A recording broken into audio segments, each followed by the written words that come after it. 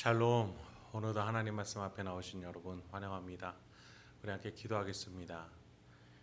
하나님, 오늘도 우리에게 귀한 하나님의 말씀으로 소망을 찾고 힘을 낼 수 있는 이 시간 허락해 주시니 감사합니다. 들을 귀 주시고 열린 마음 주시옵소서. 하나님의 말씀에 순종하고 복종하여 우리의 영혼이 더욱더 부흥되어지고 기뻐하시는 오늘 이 시간 될 수 있도록, 세상이 줄 수 없는 기쁨으로 참된 기쁨 누리는 이 시간 될 수 있도록 인도하여 주시옵소서. 이 모든 말씀 예수님의 이름으로 기도했습니다.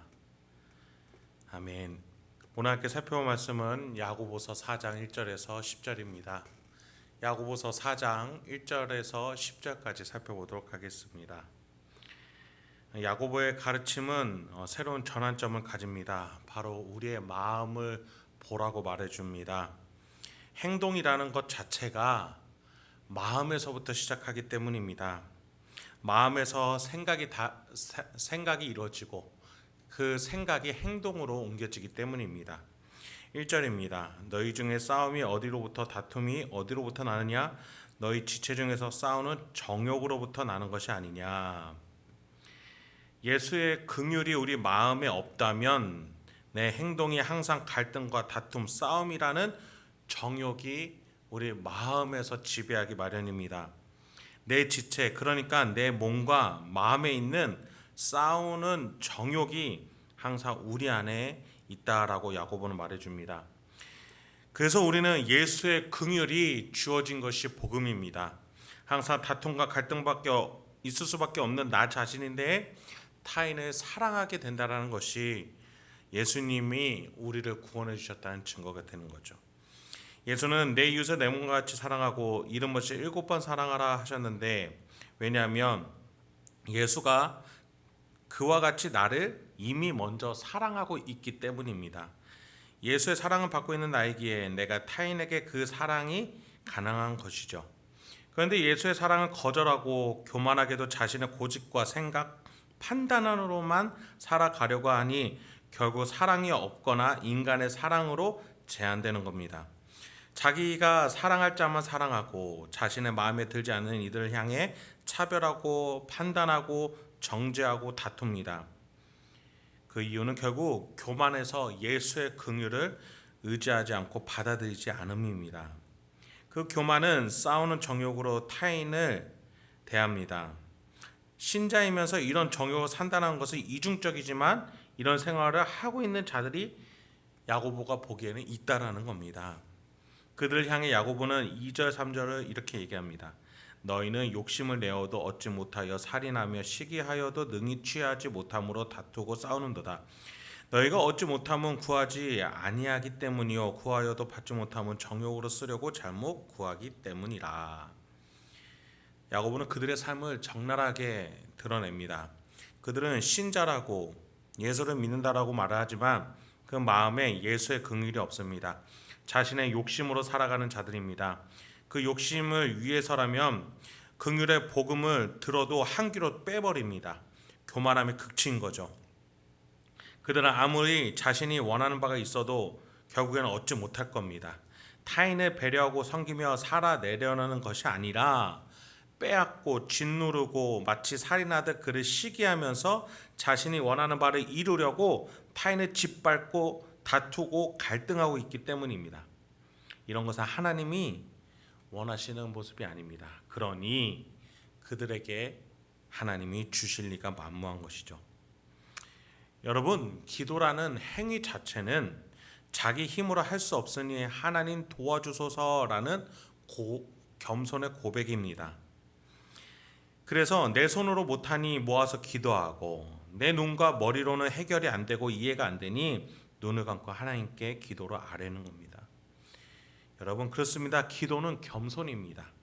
그런데 그 기도를 이용해서 자신의 원하는 바를 하나님께 구한다는 것은 얼마나 그 마음에 교만함이 가득한 것입니까?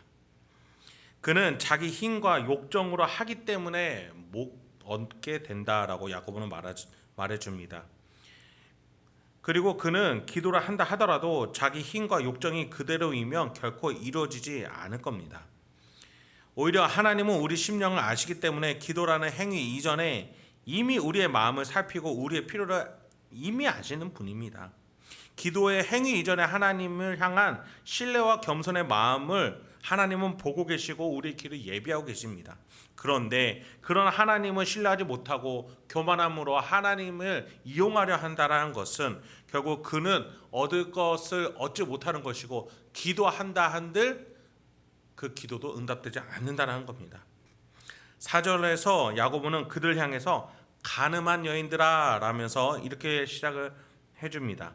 가늠한 여인들아, 세상과 벗된 것이 하나님과 원수됨을 알지 못하느냐? 그런즉 누구든지 세상과 벗이 되고자 하는 자는 스스로 하나님과 원수되는 것이니라.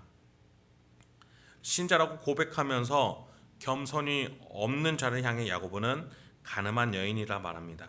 하나님을 향한 온전한 마음과 예수의 사랑과 긍휼이 없고 오로지 세상의 논리와 방법으로 가득 찬 이를 향합니다. 항상 자신이 주인이고 세속을 향해 달려갑니다. 욕심과 다툼으로 가득 차 있습니다. 그러면서 교회에 와서는 신자인 척 하나님을 향한 믿음이 있는 척을 한다는 겁니다. 약속의 관계를 깨버리고 제멋대로 행동하는 가늠한 여인의 모습이 아닐 수 없습니다. 그리고 야고보는 그들을 향해서 하나님과 원수되는 것이다 라고까지 말해주고 있습니다. 우리는 하나님께 기도하고 소통하면서 우리의 필요를 채울 줄 알아야 합니다. 그게 신자가 가지는 신비한 삶의 원리입니다. 물론 우리가 우리 손으로 노력해서 해야 하는 것들이 있습니다. 그러나 우리 손으로 해결되지 않는 하나님의 개입이 필요한 영역이 있다면 우린 그것을 인정하고 나의 모자람을 인정하고 하나님께 구할 줄 알아야 합니다. 그때 필요한 것이 겸손입니다. 교만함이 아닙니다.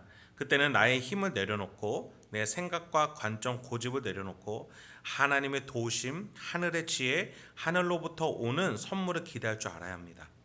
그럴 때 하나님은 우리와 관계 맺으시고 벗이라 불러주시고 자녀여 상속자라 불러주신 분인 겁니다.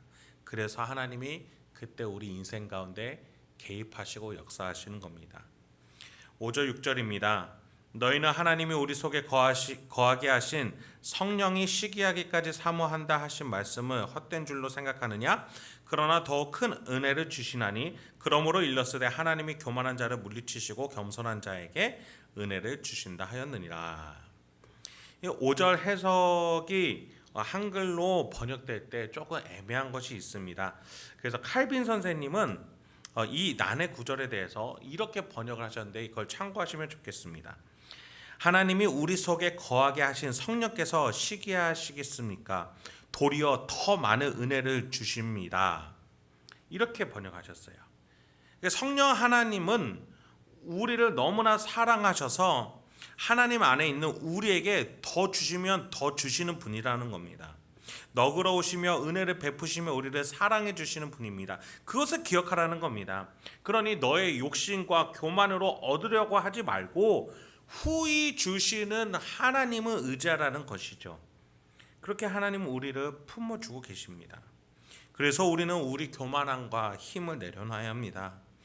내 힘으로 남을 차별하고 내 판단으로 다른 사람을 정죄하고 내 고집으로 하나님을 이용하려는 교만을 우리는 내려놔야 합니다. 그럴 때 그렇게 포기하고 내려놓을 때 하나님의 크신 사랑이 부어지는 것입니다. 그리고 그제서야 기도가 응답이 되는 것이죠. 7절 8절 상반절까지입니다. 그런즉 너희는 하나님께 복종할지어다 마귀를 대적하라 그리하면 너희를 피하리라 하나님을 가까이 하라 그리하면 너희를 가까이 하시리라. 야고보는 하나님을 가까이 하라라고 말해줍니다. 자기 자신의 교만으로 가득 차 있다는 것은 마귀를 가까이 함과 같습니다. 그것은 하나님과 다투는 것입니다. 우리는 하나님의 말씀과 하나님의 뜻을 따르고 복종함으로써 진짜 싸워야 할 대상 마귀와 싸워야 합니다. 말씀으로 나아가는 자에게 마귀는 저절로 피합니다. 하나님의 말씀이 살아 움직여 골수로 쪼개듯 하나님의 말씀은 이 사단 마귀 권세를 물리칠 것이기 때문입니다. 그렇게 우리는 하나님께 가까이 나아가게 되는 것이죠. 그럴 때 하나님은 우리를 품어주시고 우리와 하나가 되고자 하십니다. 8절 하반절부터 9절입니다.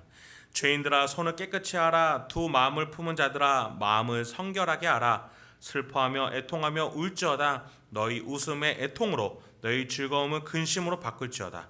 주 앞에서 낮추라. 그리하면 주께서 너희를 높이시리라. 손을 깨끗이 하라. 그러니까 행실을 성결케 하라는 겁니다. 두 마음을 품고 간음하는 여인처럼 살지 말라는 겁니다. 하나님 앞에서 순수하고 순전한 마음으로 살라는 겁니다. 성결하게 살아야겠습니다. 그 깨끗한 마음은 회개로 이루어집니다. 내 잘못과 교만을 회개하고 하나님을 향해 다시 살고자 하는 결단인 거죠. 나의 교만으로 내 멋대로 편하게 살아가며 웃고 즐겁게 산다고 하지만 그 나중은 반드시 슬픔과 애통으로 결말을 맺기 마련입니다. 왜냐하면 나보다 하나님이 크시기 때문이에요. 결국에는 인생 끝자락에서 근심으로 죽음 이후의 심판대 앞에서 벌벌 떠는 자신을 보게 될 겁니다. 그래서 우리는 지금 회개하고 하나님께 복종해야 합니다. 하나님께 가까이 나아가야 합니다. 그래서 그러한 삶을 하나님은 십자가 같이 높여주실 겁니다. 주 앞에서 낮추라. 그리하면 주께서 너희를 높이시리라.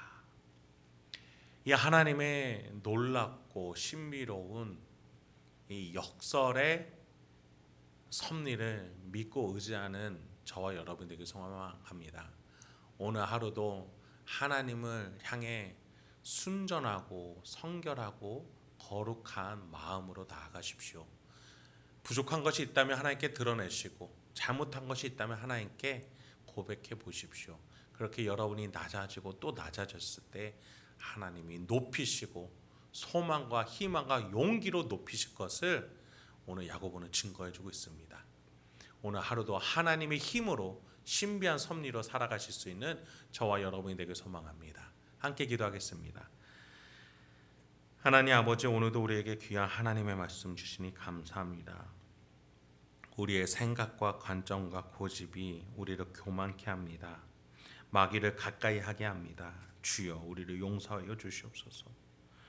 하나님 앞에 겸손하게 예수의 긍휼로 살아가게 하여 주시옵소서.